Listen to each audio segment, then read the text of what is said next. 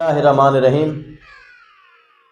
तारीख के औराक पर हमेशा वो लोग जिंदा रहते हैं जो अपने ज़माने में लोगों के दिलों पर जिंदा रहे हों। किस किस्म के वो लोग होते हैं, कितने भरपूर लोग होते हैं,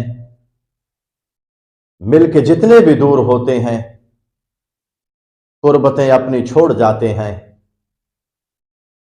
किस अनोखी अदा से आते हैं, रूह एहसास भर के हाथों में, लम्हा भर को वो दर पे रुकते हैं, दस्तकें अपनी छोड़ जाते हैं।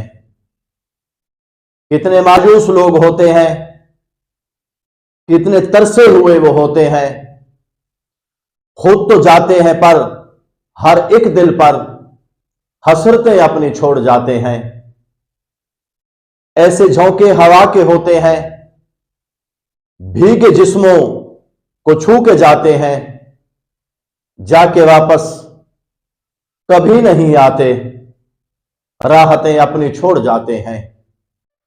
जिनकी बातों में लम्स होती है, जिनके अल्फाज बेदहकते हैं, कितने पाकीज़ा लोग होते हैं, सेंच कर जाज़बियतें अपनी, कितनी सदियों के भटके बच्चों में शफकतें अपनी छोड़ जाते हैं।